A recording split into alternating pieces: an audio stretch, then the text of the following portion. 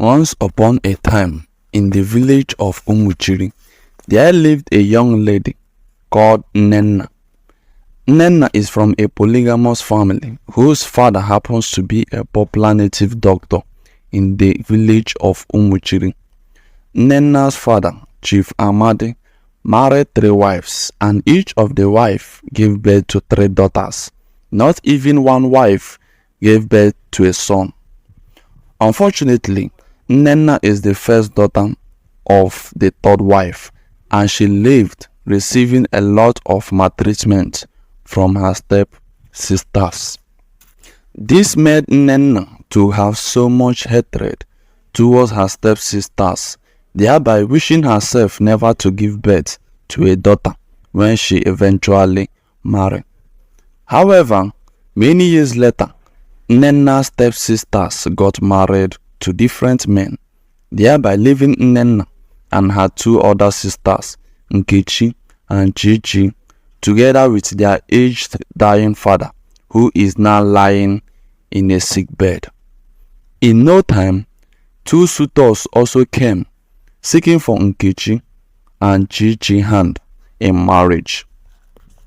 Nkechi and Chichi later got married and departed to their various homes, leaving Nenna behind with their old native doctor father. However, in no much time, Nenna's father gave up to Ghost after Nenna refuses to care and give him his daily medications. On hearing about the death of Chief Amadi, who is a popular native doctor and also the eyes of the gods in the entire village of Umuchiri Kingdom, a town crier was sent out to go around the village and inform all the villagers to summon in Chief Amadi's compound immediately. However, it is an important meeting of who will be the next Chief Amadi in the village. That is, who will take over from Chief Amadi, as since he have no son, then his daughter will eventually take over the post as the new chief priest of Umuchiri Kingdom. Upon conclusion by the elders, Nenna was invited into the scene for some questioning involving her coronation as the next chief priest of Umuchiri Kingdom, just as the law of the land demands. "Hello, Nenna. How are you?" one of the elders asked Nenna, who is standing in their front. "I am good, Nai," Nenna replied.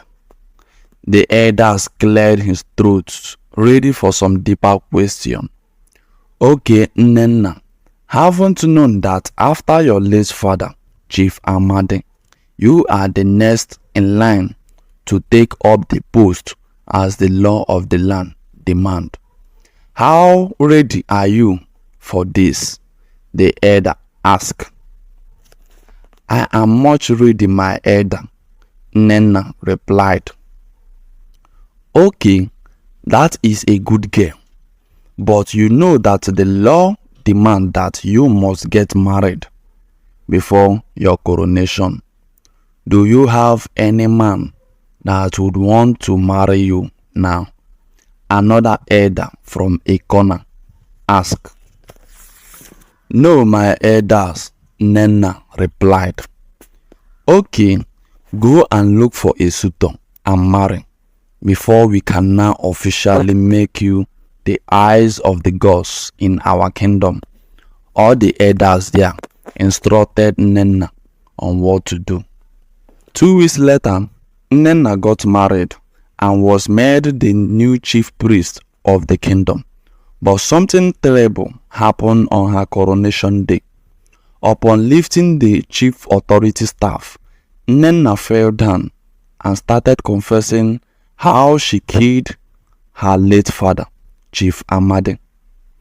The villagers were so shocked upon hearing what Nenna said, and they all decide to gather and make a judgment against her. Together with her husband, Nnenna was later banished and sent out of Umuchiri kingdom. However, Nnenna and her husband relocated to a village far from Umuchiri and started living their life over there. But as years count, Nnenna finds it difficult to conceive, despite applying some of the spiritual remedies and spiritual items she had learned from her late native doctor father over the years.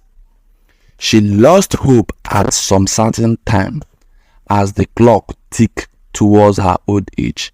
But as God has a different ways of surprising people, Nnenna later conceived at the age of 50 and later delivered a bouncing baby girl. At first, Nnenna didn't like the fact that she delivered a bouncing baby girl, since she has always hated female daughters. As years went on, Nnenna's hatred towards her own daughter escalated more and more. One fateful afternoon, after Nnenna's husband traveled to a city in search of greener pasture for the family, Nnenna took her only daughter to the bush, dug a ground and buried her daughter alive. But unknown to her, two passersby who were maidens of the village saw her committing the evil act. They all quickly ran into the village square and informed the king of the village of what they saw Nnenna doing. The king immediately ordered his guards to follow the two beautiful maidens to the location so they can rescue the poor girl immediately. On reaching the location, Nnenna is already done with her plot and has left the location. The guards took shovel and started digging the grave, and luckily the 5-year-old girl was still breathing but seriously in need of medical attention. The guards and the maiden rushed the girl to the palace immediately and was taken to the hospital from there. Nnenna's husband was invited back to the village and was told of Nnenna's evil acts towards their only daughter. Nnenna was brought to the palace where judgment was cast upon her. She was cast out again from the community and sent away empty-handed. Nnenna cried and pleaded for forgiveness of the villagers, but she was taken away by the guards and once again became homeless and couldn't know where else to go, since she has been banished from her own village many years ago. However, after Nnenna got banished once again from the village and couldn't know where else to go, she committed suicide and gave up to the ghosts, and that becomes the end of her journey. Well, from what you just watched, do you think it is right for Nnenna to bury her daughter, her only daughter, alive, just because she was hurt and suffering from her past experience? That is, for the fact that she came from a polygamous family where she was treated like a maid by her stepsisters. And also, do you think it is right for Nnenna to commit suicide after being banished? I mean, someone may say it is better she's still walking alive than committing suicide. What do you think about the story you just watched? Let us hear your opinion on the comment section, and don't forget to like the video and subscribe. Thank you and see you next time.